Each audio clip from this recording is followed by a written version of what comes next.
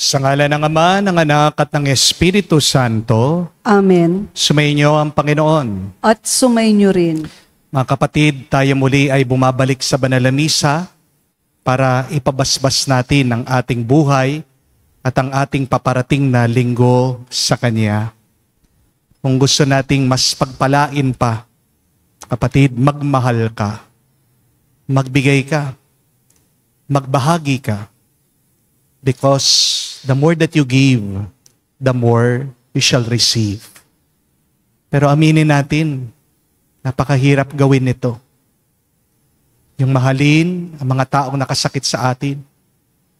Ang magbigay habang tayo naman ay nahihirapan.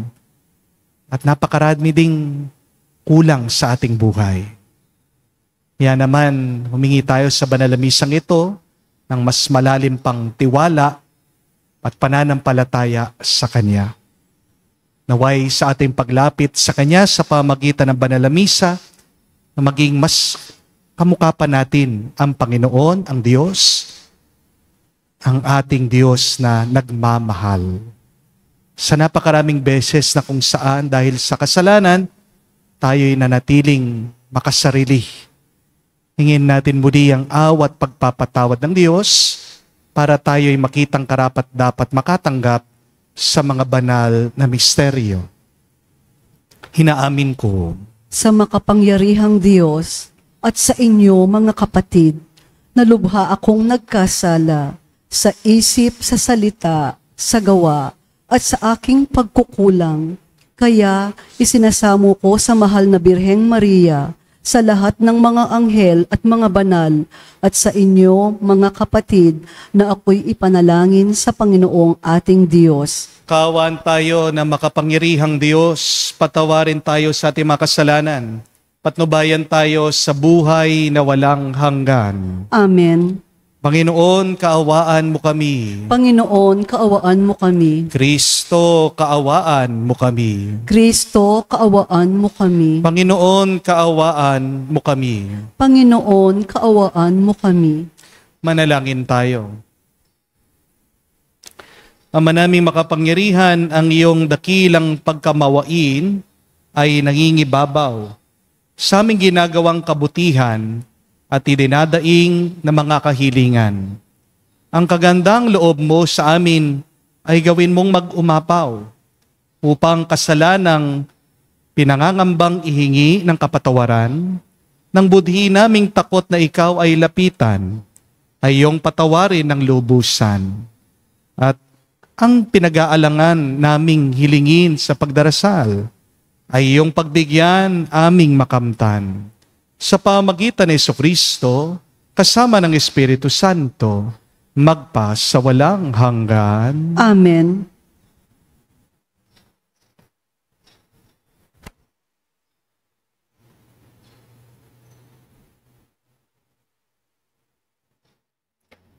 Ang simula ng aklat ni Propeta Jonas. Sa lipi ni Zabulon ay may isang lalaking Jonas ang pangalan. Siya ay anak ni Amitay. Isang araw sinabi sa kanya ng Panginoon, "Pumunta ka sa Ninive, ang malaking lungsod, at pangaralan mo ang mga taga roon, sapagkat suko na sa langit ang kanilang kasamaan." Sa halip na sumunod, ipinasya ni Jonas na magtago sa Tarsis, sapagkat inaakala niyang malayo na iyon sa Panginoon. Kaya nagtungo siya sa Jope at humanap ng barkong papunta sa Tarsis. Nang maibigay niya ang kaukulang upa, sumakay siya sa bapor kasama ng mga tripulante. Ngunit nang sila'y nasa laot na, nagpalitaw ng malakas na bagyo ang Panginoon. Ano pat halos mawasak ang barko. Dahil dito, sinidlang ng matinding takot ang mga tripulante, kaya bawat isa'y nanalangin sa kanyang Diyos. Pagkatapos, inuhulog nila sa dagat ang mga kargamentong para gumaan ang sasakyan. Samantala si Jonas ay mahimbing na natutulog sa isang sulok sa ibabang palapag ng barko. Nakita siya ng kapitan at ginising. Hoy, tulog ka ng tulog dyan. Bumangon ka at manalangin sa Diyos mo, baka sakaling kaawaan at iligtas sa kamatayan. Nag-usap-usap ang mga tripulante. Magsapalaran tayo para malaman natin kung sino ang dahilan ng lahat ng ito. Gayon nga ang ginawa nila at nabunot ang pangalan ni Jonas. Kaya't siya kinausap nila. Nagsapalaran kami para malaman kung sino ang may kasalanan at ikaw ang nabunot. Ano ba ang ginagawa mo rito? At taga saan ka? Ako ay Hebreo, sagot ni Jonas. Nananalig ako sa Panginoon, ang Diyos ng kalangitan, ang lumikha ng dagat at ng lupa. Bago pa ito nangyari, sinabi ni Jonas na pinagtataguan niya ang Panginoon. Kaya sa malaking takot, pahilakbot nilang sinagot kay Jonas, "Napakalaki ng ginawa mong kasalanan." Lalong lumakas ang bagyo, kaya si Jonas ay kinausap uli ng tripulante. "Ano ang ibig mong gawin namin sa iyo para pumayapa ang dagat? Ihagis ninyo ako sa dagat, sapagkat alam kong ako ang dahilan ng nagngingit-ngit na bagyong ito," sagot niya. Pinipilit sana ng mga tripulante na itabi ang bapor, ngunit wala silang magawa sapagkat lalong lumakas ang bagyo. At nanalangin sila ng ganito, "Panginoon, naway huwag ninyo kaming parusahan o ibilang na mamamatay tao sa gagawin naming sa taong ito, yamang kayo na rin ang nagpahiwatig ng dapat naming gawin." Pagkasabi nito, binuhat nila si Jonas at inihagis sa dagat, at bigla itong pumayapa. Dahil dito, sinidlan sila ng matinding takot sa Panginoon, kaya't naghandog sila at namanata sa Kanya. Ang Panginoon naman ay nagtalaga roon ng isang dambuhalang isda. Nilulon nito si Jonas. Siya'y nananatiling 3 araw at 3 gabi sa tiyan ng isda. Nang si Jonas ay nasa tiyan ng isda, nanalangin siya. Kinausap ng Panginoon ang isda, at si Jonas ay iniluwa nito sa dalampasigan. Ang salita ng Diyos. Salamat sa Diyos. Sa tiyak na kamatayan, ako'y ipinagsanggalang. Sa tiyak na kamatayan, ako'y ipinagsanggalang. Nang si Jonas ay nasa tiyan ng isda, nanalangin siya. Sa tiyak na kamatayan, ako'y ipinagsanggalang. Poon nang ako'y nasa kagipitan, nanalangin ako sa iyo at sinagot mo ako. Mula sa kalalimang walang katulad, ako'y tumawag sa iyo at dininig mo ako. Sa tiyak na kamatayan, ako'y ipinagsanggalang. Inihulog mo ako sa pusod ng dagat, napadpad ako sa laot ng karagatan at natabunan ng malaking alon. Sa tiyak na kamatayan, ako'y ipinagsanggalang. Sinabi ko, nalayo ako sa iyo, kailan ko kaya makikita uli ang banal mong templo? Sa tiyak na kamatayan, ako'y ipinagsanggalang. Nang maramdaman kong mapupugto na ang aking hininga, na alaala kita poon, ako'y dumaing at narinig mo ako mula sa iyong banal na templo. Sa tiyak na kamatayan, ako'y ipinagsanggalang.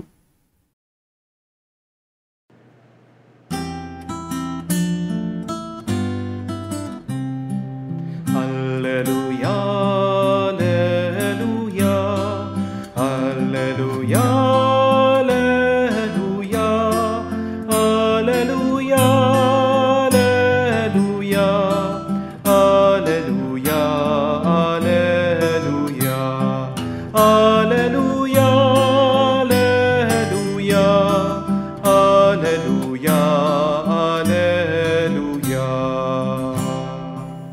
bagong utos ani Kristo, mag-ibigan sana kayo katulad ng pag-ibig ko. Aleluya, aleluya.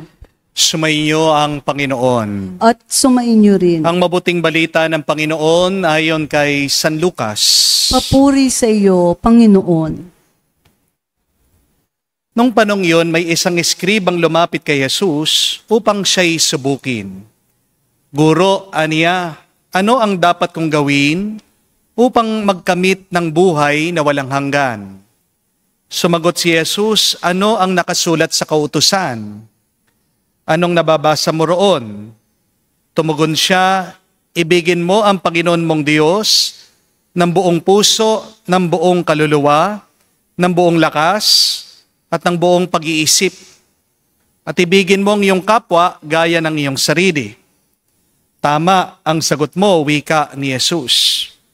Gawin mo yan at mabubuhay ka. Sa hangad ng eskriba na wag siyang lumabas na kahiya-hiya, tinanong niya uli si Jesus. Sino naman ang aking kapwa? Sumagot si Jesus.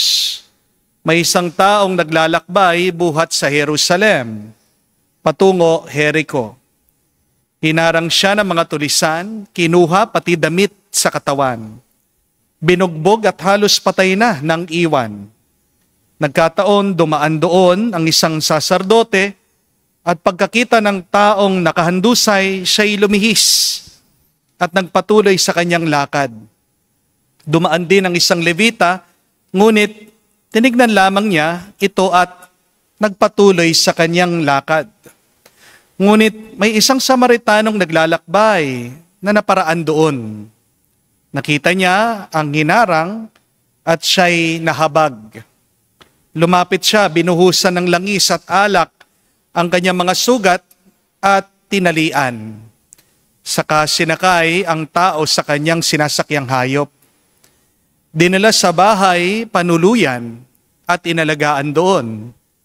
Kinabukasan, dumukot siya ng 2 denaryo, binigay sa may-ari ng bahay, panuluyan at sinabi, alagaan mo siya at kung magkano man ang pagkukulang niyan, babayaran ko sa aking pagbabalik. Sino ngayon sa palagay mo ang nagpakita sa kanya ng pakikipagkapwa sa taong hinarang ng mga tulisan? Tanong ni Jesus. Ang nagpakita ng habag sa kanya, tugon ng eskriba. Sinabi sa kanya ni Jesus, humayo ka at gayon din ang gawin mo. Mga kapatid, ang mabuting balita ng ating Panginoon. Pinupuri ka namin, Panginoong Hesukristo. Magandang araw po muli sa inyong lahat. Mga kapatid, narinig po natin sa ating nabasang ebanghelyo ang kwento ng mabuting Samaritano. At may 3 po tayong aral na pwedeng matutunan dito sa kwento ng ating Panginoong Hesukristo. The first one is, faith is not just knowing, it is doing. Hindi po sapat na dapat alam lang natin ang pananampalataya. Kailangan natin itong buhayin. Kailangan meron tayong gawin. Amen? Kasi sabi po ni Santiago sa kanyang sulat, faith without acts is dead. Patay ang iyong pananampalataya kung wala kang ginagawa. In the gospel, we heard about this lawyer asking Jesus, isa daw pong eskribang nagtanong sa ating Panginoong Hesukristo, sino ang aking kapwa? Who is my neighbor? Gusto daw subukan nitong abogado ang ating Panginoong Hesukristo, pero pansin nyo, binaliktad ng ating Panginoon. Bandang huli, ang abogado naman ang tinanong niya. Sabi, ang tanong, who do you think became a neighbor to the victims of the robbers? Sinong naging kapwa doon sa sinaktan na mga tulisan? Minsan, para din tayo mga abogado, di po ba? Nagmamarunong tayo. Marami sa atin, AK. Anong ibig sabihin? All-knowing. Daig pa ang Google, di po ba? Pero pagdating naman sa kanilang pamumuhay, wala silang maipagmalaki. Puro ngawa, walang gawa. Amen? Ang dami sa atin, alam ang utos na yan. Love your neighbor. Alam natin na dapat tayo'y magmahalan. Tingnan nyo na lang po sa social media, magbasa kayo sa comment section. Wala kayong ibang makikita doon. Puro mga masasakit na salita. Nagtatype, mga bobo, mga tanga, walang alam. Alam natin na dapat mahalin natin ang ating kapwa, pero minsan at madalas ang sakit nating magsalita. Amen? Alam din naman natin na dapat mahalin natin ang ibang tao. Pero, bakit meron mga iba sa atin gustong mamatay ang mga taong nagkasala? Tandaan niyo po, hindi yan kagustuhan ng Diyos. Hinasabi mo sa mga anak mo, magmahalan kayo. Pero hindi mo naman kayang mahalin ang kanyang tatay, ang iyong asawa, dahil hindi mo makalimutan ang kanyang pagkakasala. Di po ba? Alam din natin na dapat mahalin natin ang iba. Pero kapag iniisip mo na yung iyong kaaway, gusto mo siyang pakulam. Di po ba? The point is, Christianity is not just only about knowledge, but it is about action. Faith is love in action. Paano mo alam na ikaw talaga ay naniniwala, nananampalataya kapag ang pagmamahal ay pinapakita mo at naisa sa buhay mo? Amen? But secondly, your neighbor is the one in need, not just the one you like. Your neighbor is the one in need, not just the one you like. Ang pari po at ang Levita sa Ebanghelyo, sa kwento, ay sinisimbolo ng mga rehelyosong tao. Pero pansin nyo, kung sino pa yung palasimba, kung sino yung paladasal, kung sino yung malapit sa templo, sila pa daw yung walang malasakit. Sila yung umiwas, hindi nila tinulungan yung taong sugatan. Ngunit ang Samaritano, ang tinuturing na kaaway ng mga Hudyo, siya pa ang nagpakita ng awa doon sa biktima.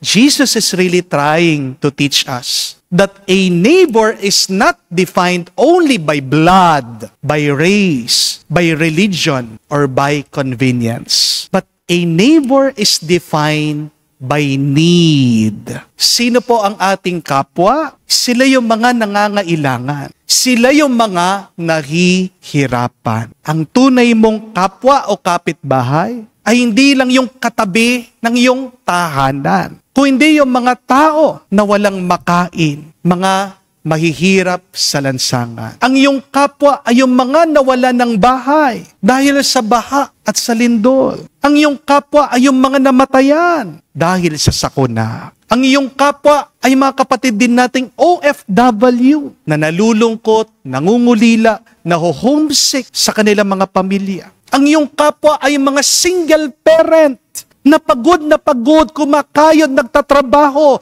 para sa kanilang mga anak. Ang iyong kapwa ay ang mga may sakit na naghihintay sa labas ng hospital, walang pera, walang magawa, gustong gumaling. Ang iyong kapwa ay ang mga matatanda na iniwan na lang sa bahay ampunan. Hari nawa, kapag nakakakita po tayo ng mga taong nahihirapan at nangangailangan, wag lang tayong malungkot para sa kanila. Pero ituring mo yang bilang iyong kapwa. Kumilos ka naman para makatulong ka sa kanila. Amen? Dahil ang taong nahihirapan ay kapatid mo din. Di po ba? Ngayong lahat, magkakapatid. Bakit? Nanggaling tayo sa iisang Diyos.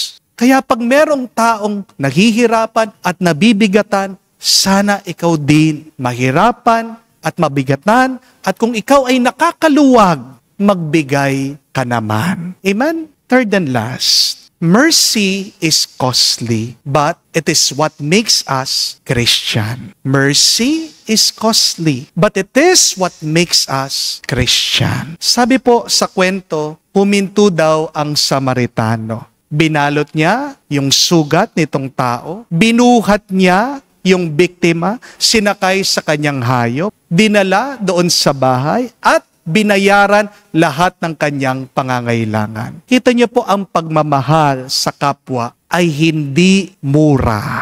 Madalas, kapag ikaw ay nagmamahal at nagmamalasakit, magastos yan. Nagkakahalaga, nauubos ang iyong oras, ang iyong pera, maging ang pride mo, kailangan mong bitawan. Amen? Kaya hindi nakakapagtaka. Bakit kakaunti lang po ang nagmamalasakit at nagmamahal? Kasi para magmahal ka o kumalinga sa iba, napakagastos at nakakapagod.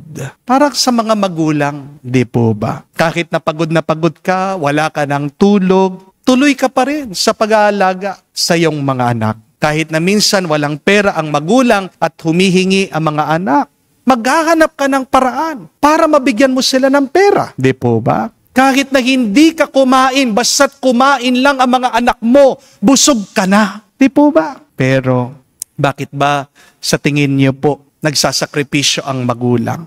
Kasi mahal niya ang kanyang anak. Wala naman pong bayad ang pagiging magulang, di po ba? Pero yung nakikita mong masaya ang iyong anak, masaya ka na rin. Ganito din po pagdating sa awa. Ito po ay may halaga. Kaya nga ang tawag natin, kapag ikaw ay naaawa at nahahabag at may ginagawa kang mabuti sa iba, ikaw ay taong nagmamahal. Look at that word. Love sa Tagalog po ay mahal. Dalawa pong ibig sabihin ng mahal. Hindi po ba? Mahal, ibig sabihin may halaga, may gastos. Mahal, ibig sabihin, malapit sa iyong puso. Kaya nga ikaw ay nagbabahagi, ikaw ay nagbibigay sa Kanya. Kaya nga, kapag nagmahal ka at gumagastos ka, kahit na maubos ka, okay lang. Kasi mahalaga naman yung iyong binibigyan. Ang taong hindi nagmamahal, nawawalan ng halaga sa harapan ng Diyos at sa Kanyang kapwa. Di po ba, pagdating ng araw tayong lahat ay husga ng Diyos? Bandang huli, yan lang ang hahanapin ng Diyos sa atin. Yan ang Kanyang tatanungin. Nagmahal ka ba? Dahil ano daw ang huling pagsusulit sa ating lahat? Tatanungin niya, pinakain mo ba ang mga gutom? Binihisan mo ba ang mga hubad? Binisita mo ba ang mga nakakulong, ang mga may sakit? Our final test, final judgment is all about love. Kaya tinapos po ng ating Panginoong Jesucristo ang Kanyang talimhaga sa pamamagitan ng isang hamon. Sabi niya, humayo kayo at gawin din ito sa iba. Go and do likewise. Meaning, mercy is not just to be admired, but mercy has to be imitated. The point is, if your faith does not make you merciful, then it is incomplete. Ang pananampalataya na walang awa at habag, ito po ay pagkukunwari lang. Ito ay hindi ganap. Ito ay mapanganib. Pero ang pananampalataya na puno ng awa, ito'y nakakapaghilom. Ito'y nakakapagpagaling sa ating mundo. Mga kapatid, maging mabuti kayong Samaritano dahil ito ang mananatili sa puso ng iyong kapwa at ito ang maaalala ng Diyos. Amen? Kaya muli po nating tandaan ang tinuturo ng ating Panginoong Jesucristo sa pamagitan ng kanyang kwento, ang mabuting Samaritano. First, faith is not only about knowing. It is really about doing. Second, your neighbor is anyone in need. And third, mercy may cost you, but it is the heart of who you are as a Christian. Hindi mo masasabi na ikaw ay Kristiyano at Katoliko kung wala kang awa at wala kang pagmamahal. Magdasal po tayo sa banal na misang ito. Bigyan tayo sana ng mata ng Diyos na makita ang ating mga kapwa. Bigyan din sana tayo ng puso ng Diyos na mahalin ang ating kapwa. Bigyan din tayo ng mga kamay na handa na tumulong sa ating mga kapwa na nahihirapan. Kung ikaw ay magmamahal, kamukha ng pagmamahal ng Diyos, ni Kristo, magiging pinagpala ka ngayon at magpakailanman. Amen. Tumayo po tayo. Manalangin tayo. Maraming tao ang nahihirapan, ang dumadaan sa maraming pagsubok. Sama natin silang pagdasal at sa bawat panalangin natin at intensyon, ating sabihin, Panginoon, dinggin mo kami. Panginoon, dinggin mo kami. ang simbahan sa kanyang mga pastol at bayan. Naway magpakita ng pag-ibig ng Diyos sa pamamagitan ng pagmamahal sa kapwa.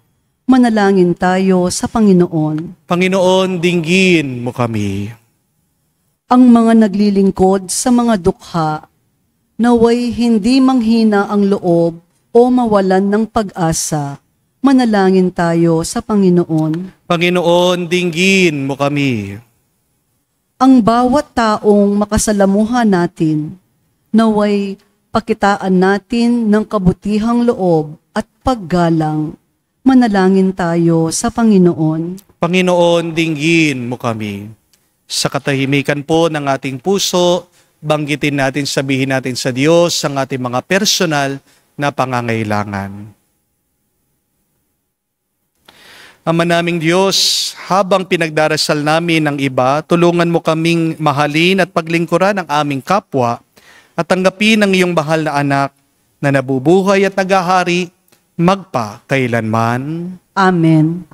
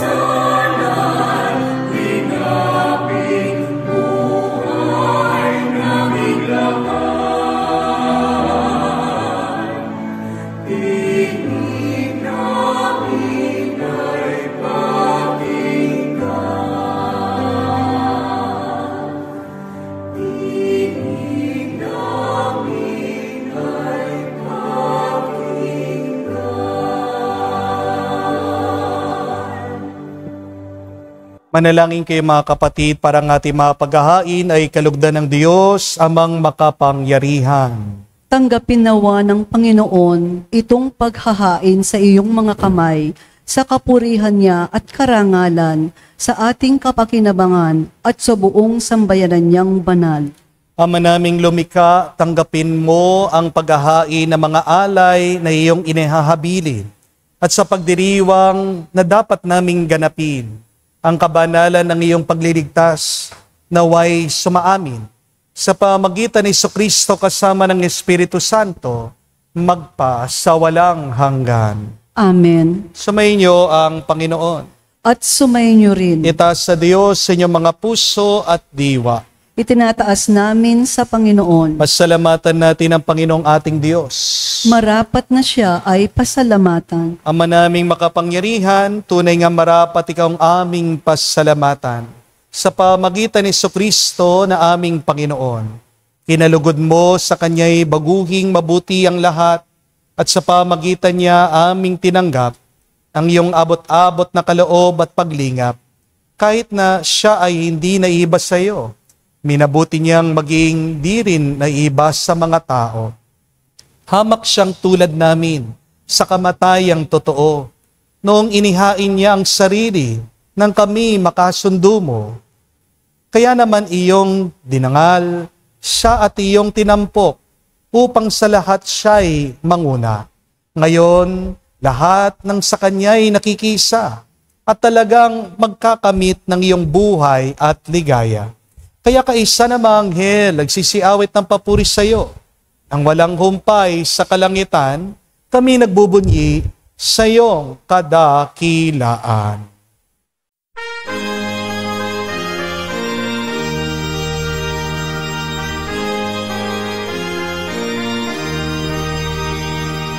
Santo, Santo, Santo, Panginoong Diyos.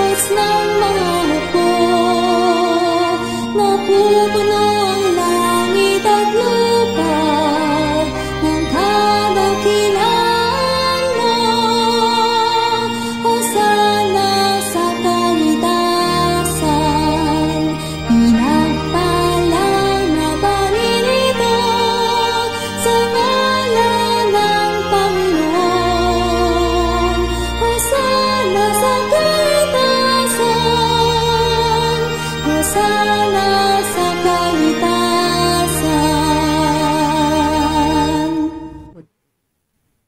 Ama naming banal, ikaw ang bukal ng tanang kabanalan, kaya't sa pamagitan ng iyong Espiritu, gawin mong banal ang mga kaloob na ito, upang para sa amin maging katawan at dugo ng aming Panginoong Heso Kristo.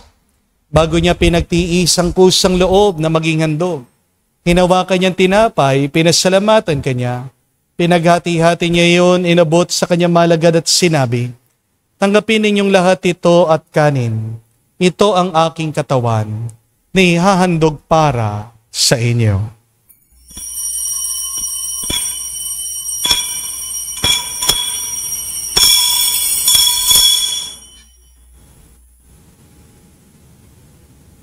Gayon din naman na matapos ang hapunan, hinawakan niya ang kalis. Muli kanya ang pinasalamatan. Nabot niya ang kalis sa kanya malagad at sinabi, tanggapin ninyong lahat ito at inumin.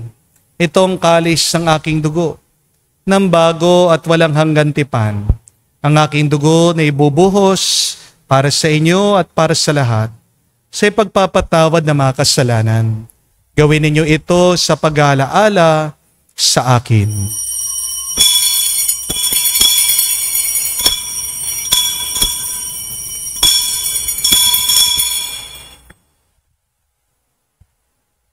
Ang misteryo ng pananampalataya.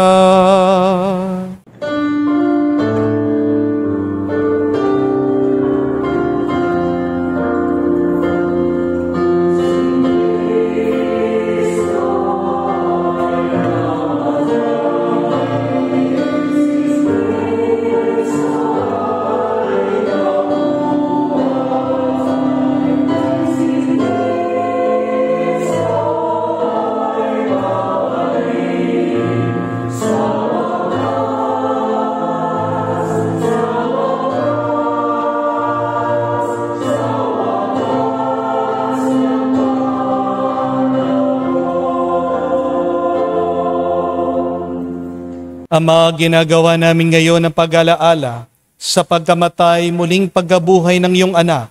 Kaya tinialay namin sa iyo ang tinapay nagbibigay buhay at ang kalis na nagkakaloob ng kaligtasan. Kami nagpapasalamat dahil kami yung minarapat na tumayo sa harap mo para maglingkod sa iyo.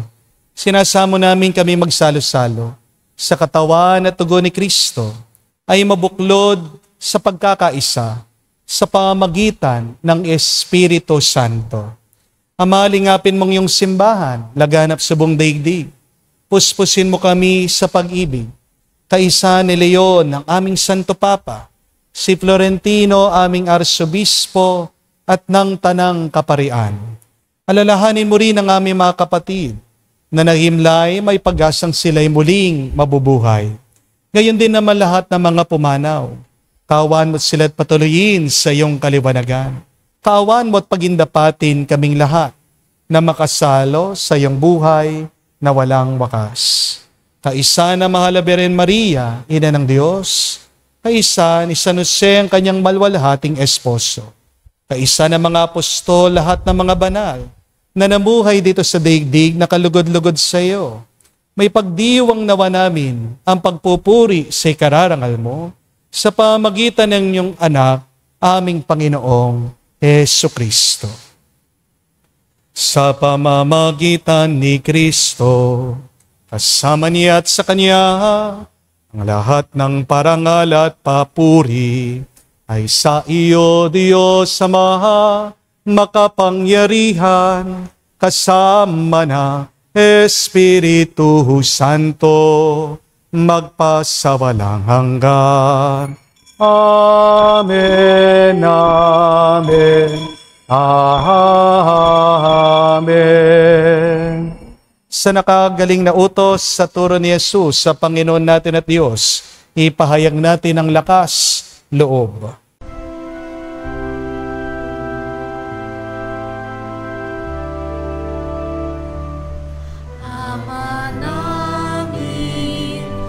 Sumasalangit ka, sambahin ang ngalan mo.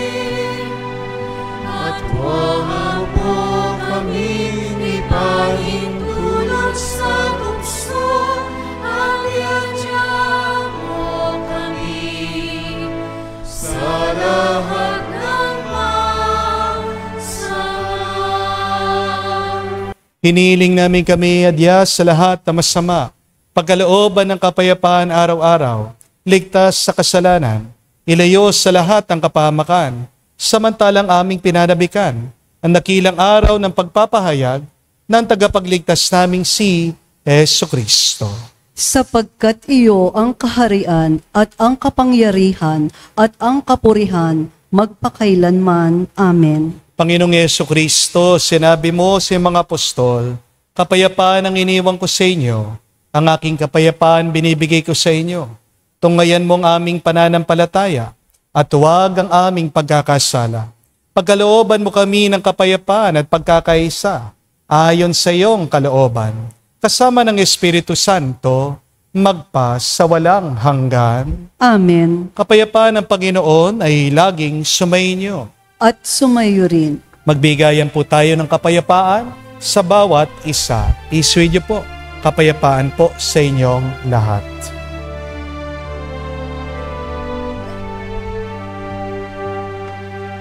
Cordero ng Diyos na nag-aalis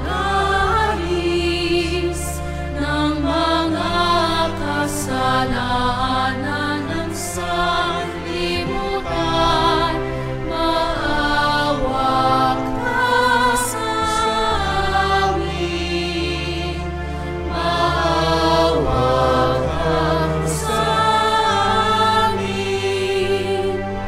Cordero ng Diyos na nag-aalis ng mga kasalanan ng sanlibutan, maawa ka sa amin.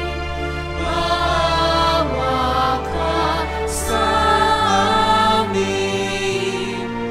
Cordero ng Diyos na nag-aalis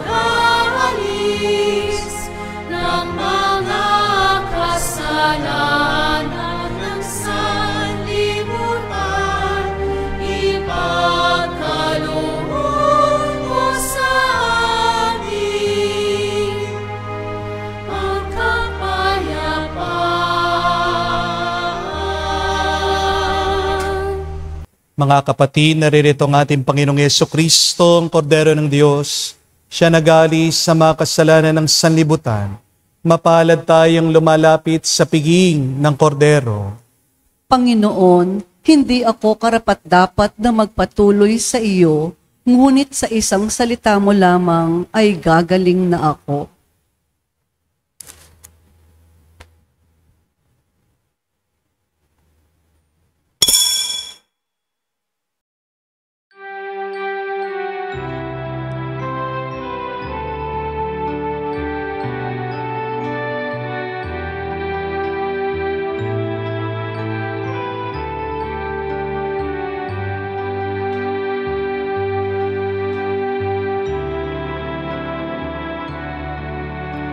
Alam mong pagkatao ko,